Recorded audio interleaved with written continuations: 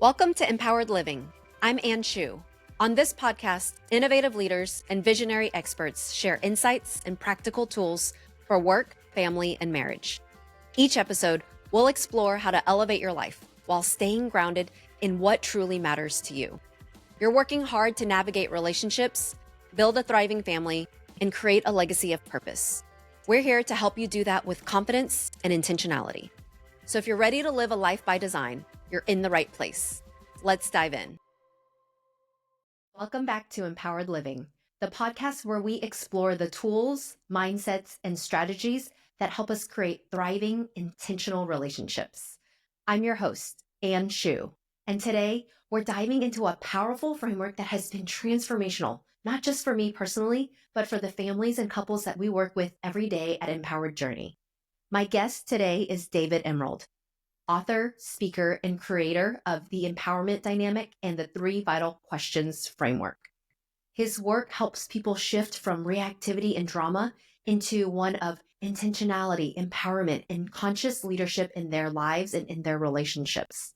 In this conversation, we unpack the dreaded drama triangle, the roles of victim, persecutor, and rescuer, and how those roles keep us stuck in patterns of conflict and frustration. David shares practical ways to recognize when we're in drama, how to pause and shift into a more empowered mindset, and how to move into the roles of creator, challenger, and coach to lead our families and our businesses with clarity and purpose. We also discuss how to manage triggers, the balance between guiding and rescuing our kids, and why shifting from a problem focus to an outcome focus is so critical for creating the relationships and family dynamics we truly want. This episode is packed with practical tools and deep insights that will help you navigate conflict more intentionally, whether at home or at work or in any of your relationships. Let's dive in. Hi, David. How are you? Great to be with you, Ann. I'm really looking forward to our conversation. Oh, I'm so excited about today. So I know that we have been using your framework and are deeply familiar with it, but I would love for you to just spend a few minutes telling the listeners about the work that you do and about the framework that you teach, because it's been so transformational for us. So I want to make sure they've got the foundation that they need for this conversation. Thanks, Ann. Well, at the Center for the Empowerment Dynamic, which is our organizational frame, we're really focused on 3 vital questions that really comprise the work that we do. The first of the 3 vital questions is, where are you putting your focus? And are you focusing on problems or are you focusing on outcomes? And that gets into a mindset around, if we're focused on problems, what that tends to engage is what we call an interstate or emotional anxiety-based reaction to the problems that we're facing. Whereas in the outcome orientation, we're focused on what we want, what we care about, which engages an internal state, if you will, around passion, because we desire that outcome. And then we take what we call baby steps in service to the outcomes that we want to create. And then the second vital question is, how are you relating? And how are you relating to others? How are you relating to your experience? And frankly, how are you relating to yourself? And are you relating in ways that produce or perpetuate drama? Or are you relating in ways that empowers others and yourself to be more resourceful, resilient, and innovative?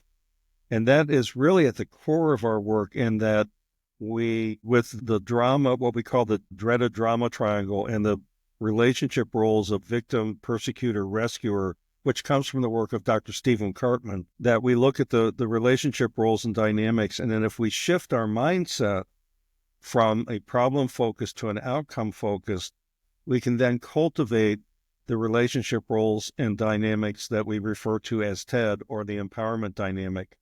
And those roles are the roles of creator. What is it we're wanting to create? What is it we're wanting to co-create? The role of challenger, rather than reacting to a persecutor. What has this challenge come into my life to call forth learning and growth? And then what we call the antidote to the role of rescuer is the role of coach, and being able to be of support to another through asking of questions, but not taking the power of choice from the person that we're relating to. And where are you putting your focus? How are you relating? And then the third vital question is, what actions are you taking? And are you merely reacting to the problems of the moment? Or are you taking conscious generative action in service to the outcomes that you want to create? And by the way, including the solving of problems in service to the outcomes. So those are the three vital questions. It's around focus, it's around relating, and it's about taking action. Thank you for sharing that. And what I want the listeners to know is that this framework has been so transformational that we actually incorporated into our year-long Family Foundation program at Mpowered, because we could not see a world where we are helping couples live more intentionally without also teaching them this framework. Because this framework of shifting from reactivity to intentionality and awareness is really at the heart of what it looks like to be an intentional mom or wife or husband or dad, or, and so, yeah, we thought it was so important that there was no way we couldn't include it in our year-long program. Well, So I appreciate that. yeah. And, and I guess I want to say up front that at one level, the concepts are simple, but they're not easy. I mean, it's a lifelong application, and, life is made up of hopefully 2 steps up to 1 step back, but it's about staying conscious of these questions in your relationships, whether it's with a spouse, whether it's with children. And, I do a lot of work in organizations beyond. So yeah, thanks for that. Yeah. And I appreciate you calling that out, because even though I have the honor of teaching this framework to our clients or when I'm doing speaking engagements, I have so many stories, fresh stories all the time about how I am still living in one of the dreaded drama triangle roles. Like, I could easily tell you, just yesterday, I was living in the victim role when I did this. And so I always have fresh stories, and it's a constant practice. I wouldn't say struggle, but a constant practice to work on my awareness. And I know that I will never be fully out of the DDT, but it's constantly practicing increasing my awareness of when I'm in it. Yeah, a couple of things I want to say. So thanks for sharing that. First of all, first and foremost, I want to share, I too find myself in the dreaded drama triangle roles as part of the human experience. And it's, it's about, so my mind just went somewhere else, but I'll come back to it in a minute. That it's about the awareness and being at choice and noticing when I'm in a role like that, or when I'm in a dynamic that is more drama filled. And, it really is all about choice. And so it's a lifelong process of being aware and really developing, frankly, one of the things we talked about before starting our formal conversation here is that the idea of triggers and being trigger intelligent and being aware of, what are the kinds of things that has me go reactive? What are the kinds of things that can pull me into that dreaded drama triangle? And the more that we can increase that, what I call trigger intelligence, the more likely that we can either anticipate that I'm going into a situation that may typically pull me into going reactive, or B, that if I do feel myself triggered, that I can pause and make a choice around the feelings that I'm having rather than just going to the default reactivity. Okay, so let's dig a little there, because I think the question I get the most is, how do I pause when I am triggered? If I am triggered, I mean, just me personally, if I am triggered, I am seeing red. I can't think straight. I can't do anything. Sometimes I can't even speak. And so how do I even pause and not let that trigger wash, what's the word? How do I not let that trigger consume me and take over my reactions? Yeah. Well, not to go deeply into brain science, but as you know, a part of it is that when we get triggered, that accesses the primitive part of our brain that is the amygdala and wanting to react. And so pausing can be a moment. So the real key here is to be aware that I am feeling that I've gone reactive, that I am reacting. And so it can be as simple as taking a breath. It can be as simple as feeling my feet on the ground. It can be, one of the frames that we use sometimes is the idea of naming 5 red things. And I know that you have a story around that in your family, but I'll share another story. So a woman who used to be one of our assistants, her twin daughters were on a very high level high school volleyball team. And she taught them this process of naming 5 red things. And so if you can remember, it's like, well, I'm going to look around the room and there are 5 red things. And they would use that in their volleyball in that if they made a mistake or they missed a play, that they would pause and look around the gym and find 5 red things. And just by naming those 5 red things or seeing those 5 red things, you're moving from that amygdala to a higher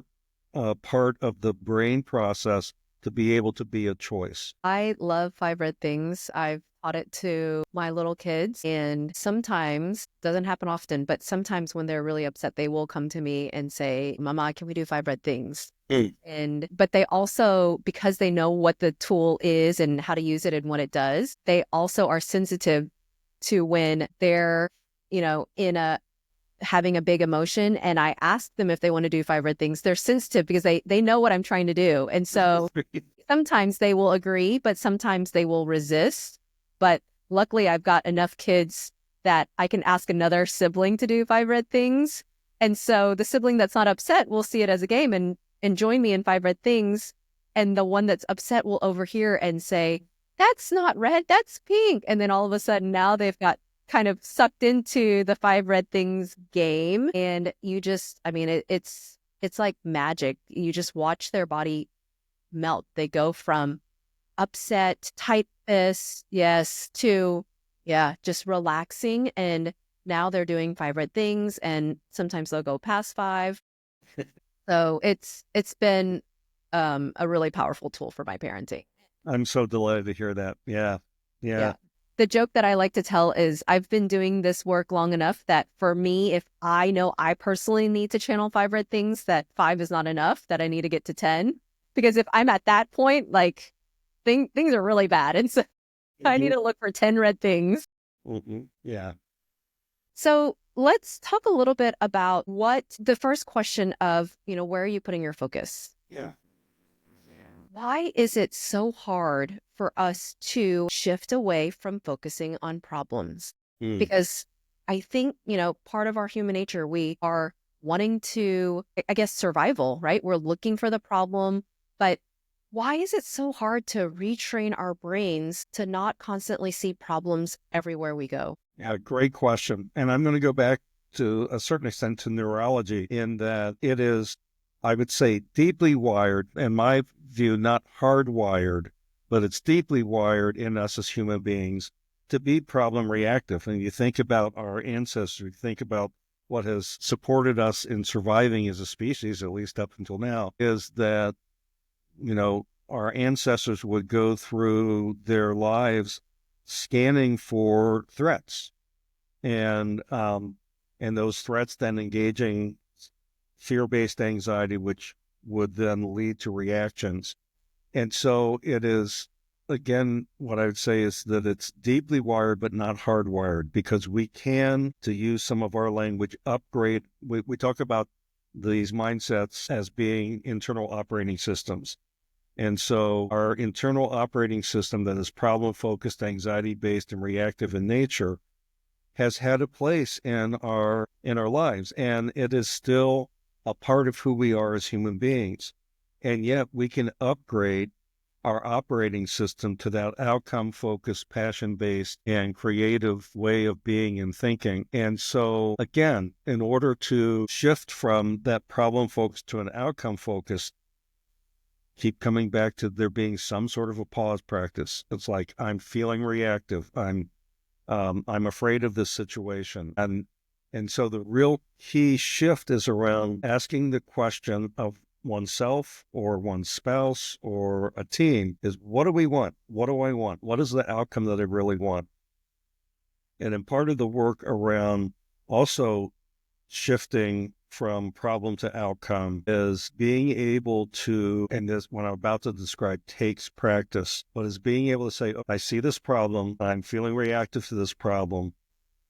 If the problem didn't exist, if the problem went away, because this is not about problem solving, but it's like, if the problem went away suddenly, what is it that I would have, do, or be that I really want that has me reacting to the problem? And as crass is not the right word, but as crass as this may sound, one of the things in working with an individual or a team that is focused on a problem and is reacting to it is that I may ask, why do you even care about this problem? Why do you care? So there's a phrase that comes from a couple of professors, Lisa Leahy and Robert Keegan from Harvard, and they made the observation in one of their books that behind every complaint lies a commitment. And again, I'll repeat that for the audience. Behind every complaint lies a commitment.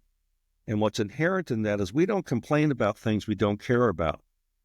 And so if there is a problem that we're feeling reactive to that is drawing us into drama, being able again to pause and say, why do I even care about that problem? And how can I reframe? If I can access what it is that I care about that's behind my focus on the problem, then I increase my capacity to be able to shift my focus to what I care about and what it is that I really want.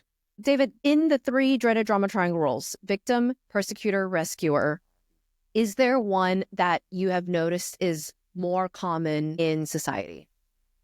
Great question. And before I answer that, because to me there's a really clear answer, I think it's really important as we explore the dreaded drama triangle to make the distinction between victimization and victimhood as it relates to the victim role. And, victimization is something that we all experience as human beings. So, we're driving down the highway and somebody cuts us off. We feel victimized. And all we have to do is turn on the news and we can see others that are at the 10 end of the scale, on the scale of 1 to 10. So that's different than victimhood, which is a way of being and a way of going through life. So I want to make that clear. And yet I can tell you that our experience is that is not the predominant role in the drama triangle. The predominant role, and I think this is especially relevant for parents, is the role of rescuer. And part of that is because it's the most socially acceptable role. And one of the things that is really important to know about those of us, and I consider myself a recovering rescuer. I mean, it's really embedded in the work that we do, is that rescuers are well-intended. They're wanting to be helpful. They're wanting to care for. They're wanting to protect. And the shadow of the rescuer role is that the rescuer actually reinforces the victimization or even maybe the victimhood of the person in the victim role, rather than empowering them, rather than leaving the power with them. And so in early workshops, we would actually do a little bit of a poll, and I would say probably 70 to 75% of the hands would go up around the rescuer role. And I think, again, part of that is because of the social acceptance of that and the positive intention behind the role without realizing the shadow side of that role. It's so hard not to jump into problem solving, rescuing, saving the day, being the hero. That's right. Yeah. And you said you're a recovering rescuer, but I don't even think I can say that because I think I still am deeply entrenched in my rescuing habits and tendencies. Well, the fact that it's a verb, I'm a recovering rescuer. So I certainly can fall into that as well. So, yeah. So that's interesting. If rescuer is maybe the most common one that you see, do you think that, it varies from person to person? Do people generally have an MO, a dreaded drama triangle role that is their go-to and then that becomes their favorite? And does it change based on their environment? Well, again, a couple of great questions. Again, this is just my observation is that I think that the go-to role has a lot to do with one's early family environment or the environment that they grew up with. And there is a body of work that comes from a psychotherapist in the 90s by the name of Karen Horney, who was really focused on how do we develop a sense of identity that helps us feel safe and to move through our world. And if you think about your young kids, I mean, your children are in this land of adults and they're looking at it's like, how do I feel safe? How do I fit in? And so Karen Horney identified three primary strategies that I think are not directly, but closely linked to the three roles in the drama triangle. And she said there are some children that, as they're asking these inherently existential questions, but again, in the mind of a child, it's like, oh, it's a dog-eat-dog world. There's winners, there's losers. The way to feel safe is to win, to be on top. That is going to reinforce the primary role of persecutor. There are others that say, the way to feel safe and to fit in is to go along, to get along, to be liked, seen as a caring person. I think that's closely linked to the rescuer role. And she called, what leads to persecutor as the moving against, then there's the moving toward, which is more related to the rescuer. And then she said that there's another strategy, which is a moving away from. It's like, oh, it's a chaotic world. It's like, so the thing is to stay below the radar screen. And so I certainly know of people whose primary role and strategy has been that of victim because of the victimization that they've occurred in their early childhood. So I think part of it is just being aware that these are strategies that, on the one hand, has helped us survive as children and to move through whatever the environment is where we were coming toward awareness. And she said that these strategies get formed by around the age of 10, and then they go on autopilot. And so part of this work is bringing to awareness the strategies that we have developed and to be aware of how have they served us. So it's not about making them bad or wrong, but how have they served us and what choices can we make to a more empowered way of relating with others. So before I discovered your work, I would say I spent 99.9% of my time in the dreaded drama triangle. I didn't know it was called dreaded drama triangle at the time, but I just was constantly living in drama. And I even remember telling a joke about like, man, there's drama everywhere. Like, and then I realized, oh, it's me. I'm the common denominator, right? There's a part of me that has gratitude for that learning experience, the things that I went through. I would, if I had not been living in the dreaded drama triangle for so long, your work probably would not have resonated with me as much as it did. But there's also a part of me that feels like I wasted a lot of time and energy growing up, living in this dreaded drama triangle, living in these roles. And so what do you think is the right balance for me as a parent with my kids? Like, they have to experience some dreaded drama triangle because it's part of human emotion, but I also don't want them to get stuck there. So how do I find the balance between what is healthy struggle that helps cultivate grit and resilience and ability to just deal with life struggles versus teaching them, showing them, creating the awareness of what it looks like to live in the empowerment dynamic? Wow. I wish I had the magic sauce. And one of the things I know about the approach that you and Sonny are taking with your family and with your kids, is that I think that, to me, the balance. So there are two primary questions that come to my mind as you set that up. And that one is being able, first of all, you cannot argue against one's sense of victimization. You can't say, oh, you're just being a victim, because that ends up labeling and it diminishes the experience. But being able to say, well, gee, I really get you're frustrated. And what is it you really want in this situation? That's one question. Or the other question may be, I really get that you're frustrated. And what's a choice that you can make? And I think I think in parenting, a major shift is the shift from rescuing to coaching. And the idea of a coach is not, I mean, there certainly are professional coaches and you do coaching, but we can coach one another just by asking those kinds of questions. And I think that, so it's when when a child is experiencing their victimization, don't argue against it.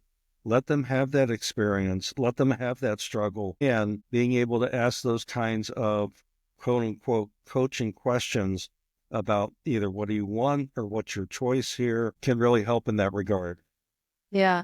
So I'm just reflecting on my own parenting, and I would love to be able to say, yeah, I'm always showing up as a coach to my kids, but I can just the other day tell you about an example where one of my kids was telling me about a struggle from school, and I immediately jumped into rescuer. It's like, did you do this? Have you talked to the kid? Did you go tell the teacher? And I was giving them all of these solutions that I thought they should do. And I know from having taught this work that you can only show up as a coach if you actually believe in their ability to solve the problem on their own. And I think as a parent, I would like to say, yeah, I see my kids as whole, resourceful, competent individuals. I believe in them, and I would like to be able to say that. And I think I can say it, but I think there's still a part of me that sees them as a child. And I see that as a child because they're little, they don't know. And I think because I assume that with their life experience, they don't know how to fix it on their own. And Sure. so what is your advice for me, parents, but me specifically, for how to overcome those moments where my brain just goes into assuming that they can't fix it on their own, that they need my help, that they don't know how to do it? Because that's what I think is my big holdup from being able to shift from rescuer to coach. I get it. And so one of the things that comes up, frankly, deeper in our training, but I think it's really relevant here, is that I don't want your listeners, and don't want you as a parent to think that the dreaded drama triangle roles of victim, persecutor, and rescuer are always bad and always disempowering. There are times where it is reasonable and appropriate to really draw on and be conscious of those three roles. So, it doesn't, again, you can't argue against so I'm going to go through the roles real quick. You can't argue against someone's sense of victimization. So if you have a child that is feeling victimized, and it totally depends on the situation, but it may be, go ahead and cry. Go ahead and, here's a pillow, beat the pillow, because you're feeling, with a child, you wouldn't use the term victimization, but allow them to feel their sense of victimization. There are times where it is reasonable and appropriate to know that you're going to show up in the relationship with your child in their mind as a persecutor. So whether it's tough love, whether it's, really consequences of behavior, etc. And there are times where it is reasonable and appropriate to consciously draw on the rescuer role. So if they're in danger, if they're in danger, or if there is something that they don't have the capacity to think about, being a rescuer in the sense of safety and security and psychological safety can be reasonable and appropriate.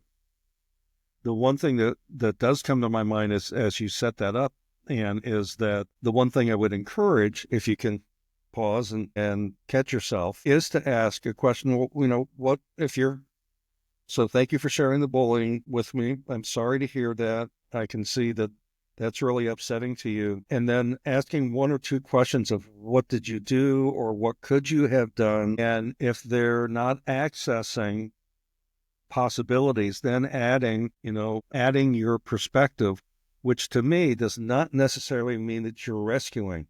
It may be that you're challenging. So we haven't talked a whole lot about the roles in TED, which is the role of creator, challenger, and coach. But as a parent, there are times to be a challenger in terms of, well, here are some thoughts about what you could do and how you might learn from this experience. And inherently, although you don't say this to a child, but that inherently, here are the things that you could do that are more empowering responses and choices given the situation. The challenger role is the hardest for me. It is for everybody. Why is Because that? because what is at the core of the challenger role of being a challenger is that challengers are coming from a learning intention rather than it being right, rather than being on top of, rather than being, which is more characteristic of the persecutor. And yet it is challenging from a learning and growth standpoint. So again, I'll go back in a sense to what may sound like a bit of a weird connection between persecutor and challenger. If as a parent, I am practicing some tough love in a situation where, there are consequences, and I know that that's going to be perceived or received from more of a persecuting perspective of the child.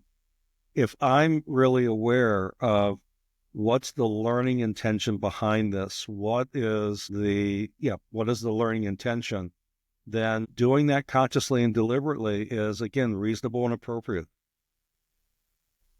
And so again, that the core of being an effective challenger is being conscious and aware of what's the intention behind the challenging that I'm issuing.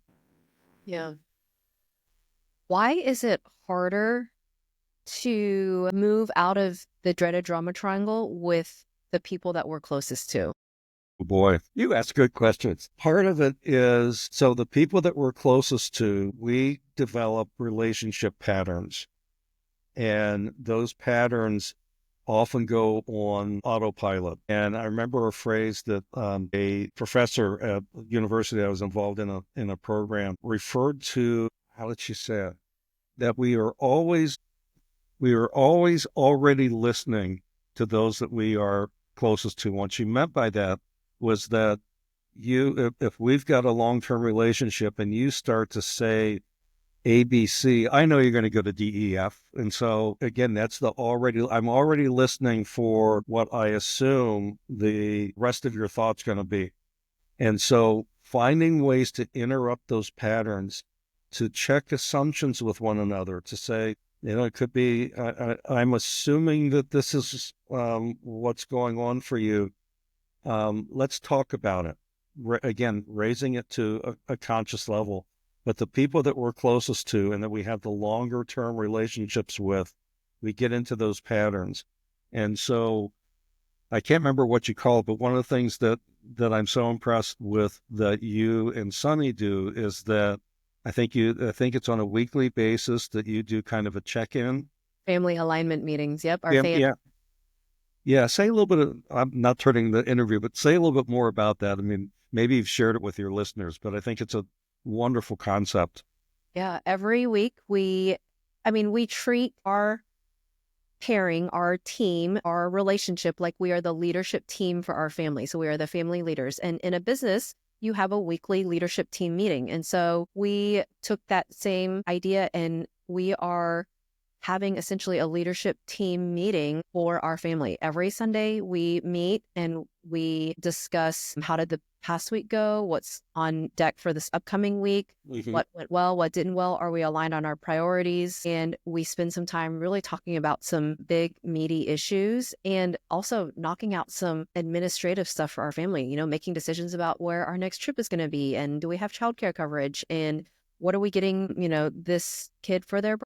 And so just making sure that we're aligned and really working together effectively as a team and checking in with each other. We have a part of the meeting that's called quick calibration. So calibrating, how did we do this week on a couple of our family values? How did we do this week on supporting each other? And just, it's not scoring each other, but it's as a team, how did we do this week? That is amazing. And that is pattern breaking. Well, and it's pattern, as you first started doing, I'm sure it was some pattern breaking. Yeah. And you're creating additional patterns that really support you as the family leaders, you as individuals, and you as a family to be more outcome oriented. I mean, part of being a creator is both what do we want to create and telling the truth about current reality. And what I hear inherent in that is, again, not from a blame or a blaming standpoint, but let's tell the truth about current reality as it relates to this past week.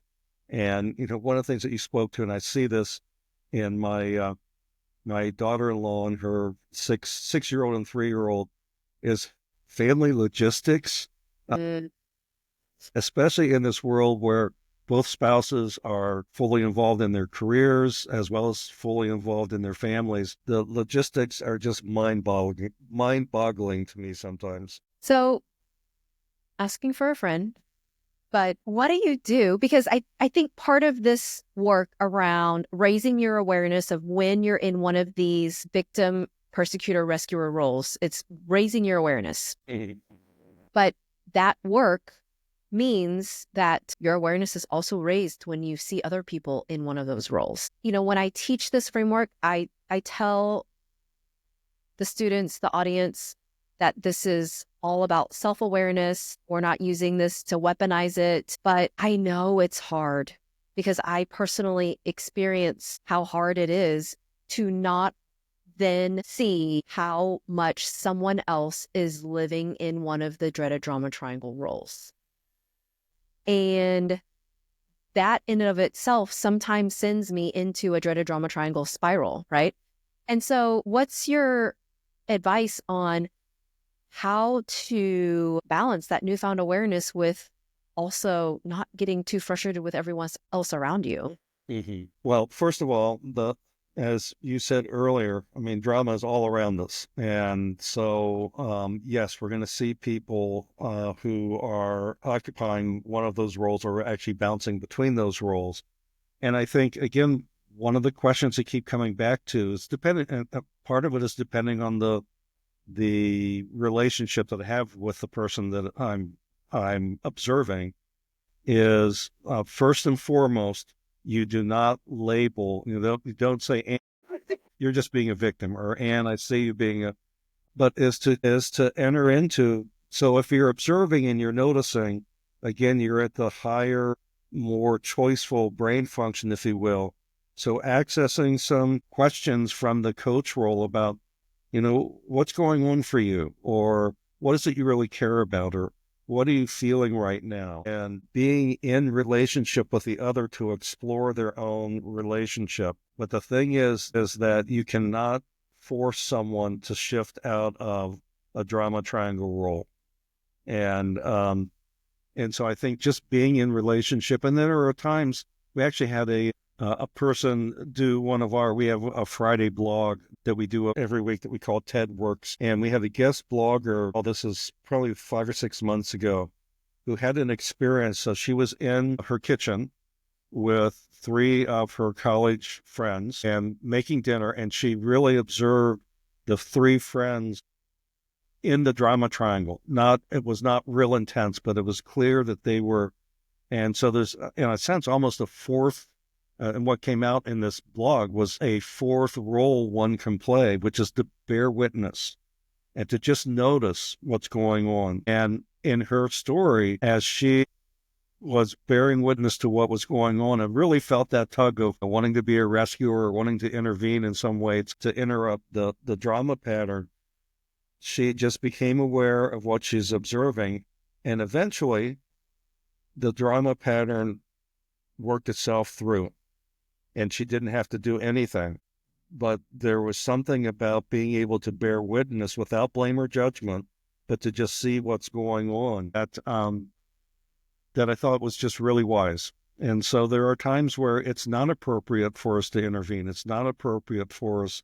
But I think in valued relationships, we can ask questions, we can empathize without adding to the sense of victimization, I think is really important. It's a concept that we use that I call the kinship of victimhood, which is something we don't want to enter into, which is you're sharing your sense of victimization. And I say, oh, you think that's bad? Let me tell you about this experience that I had where we're reinforcing the drama cycle. That's not an appropriate, healthy relationship dynamic to get into. But again, to be a witness and to be able to ask questions that helps the other or others self-reflect is something that you can do from that creator orientation and from the empowerment dynamic. So you're saying this, and logically, I'm following, but I'm thinking about when I notice somebody else in one of the dreaded drama triangle roles, and then it sends me into a spiral, and then I find myself in persecutor mode. I feel like I can't even think clearly enough to start to move back into coach, right? I'm now just irritated that I'm having this conversation with somebody who's in the DD help. Again, I wish I had the magic sauce. I think part of it is also, and the real key is to be able to do what I'm about to say with the minimum of blame or judgment, but to say, here's how I'm feeling right now. Here's what I'm noticing. And actually, that can access more of the challenger role. Here's what I'm noticing. It could just be me, but here's what I'm noticing. And then again, the only way we can shift into a more empowered role is to be aware that we are in the drama. If you're hooked and you're triggered and you don't have access to choice, then you're going to be in the drama. And again, I come back to just knowing that that's part of the human experience, and not being it bad or not making it bad or wrong, but being able to raise our awareness. So I'll go back to your Sunday meetings, being able with Sunday, being able to look back on a particular experience to say, I was really hooked in that interaction with my child or whatever. And to use that as an experience to do kind of in business, we call an after action review. So how might I have made a more empowered choice? That increases our trigger intelligence.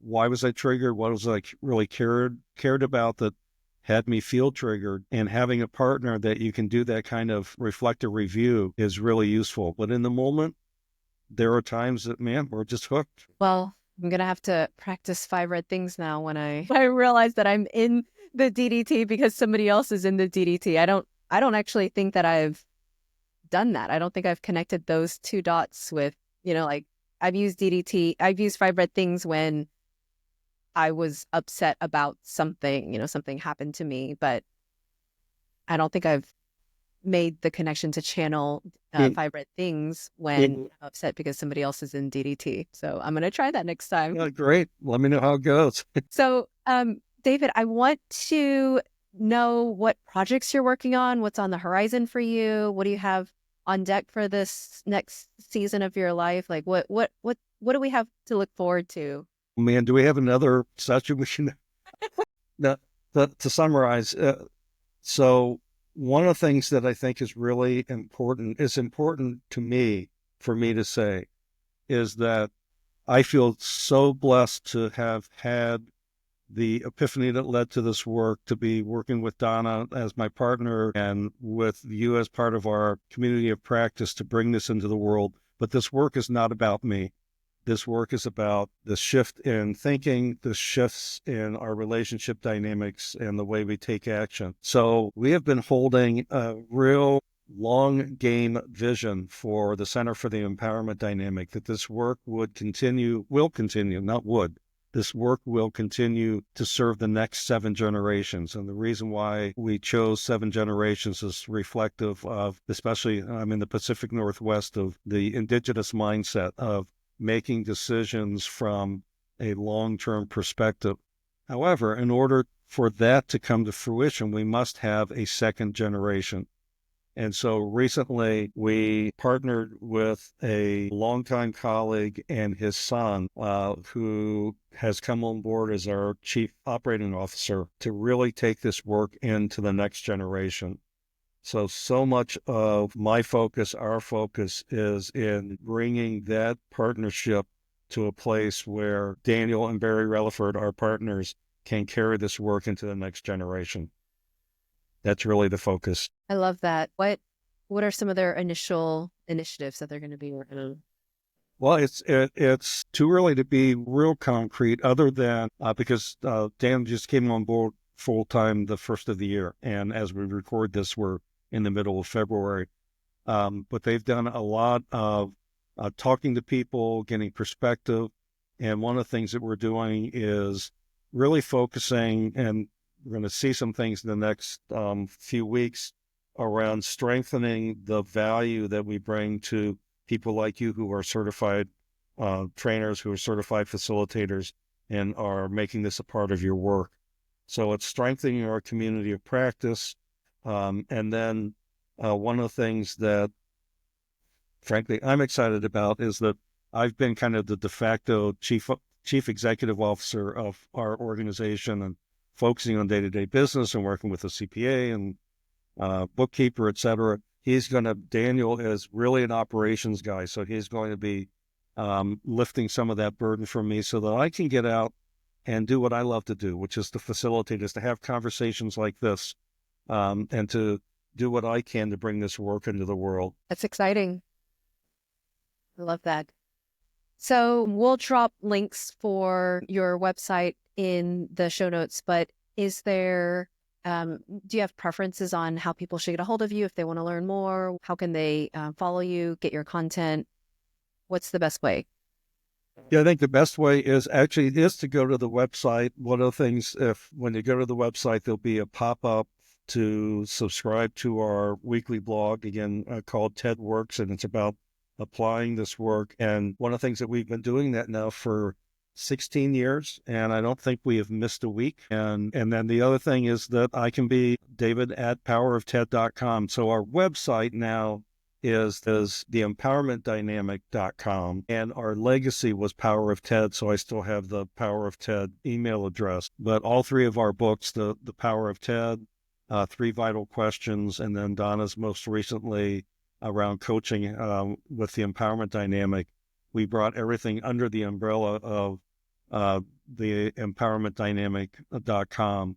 So there are a bunch of resources there that people can explore. Wonderful. Well, it has been such an honor chatting with you today. I learned so much. I'm going to take back to my personal life and test and try, and I'll report back on how it goes. Please do, and please give my regards to Sunny.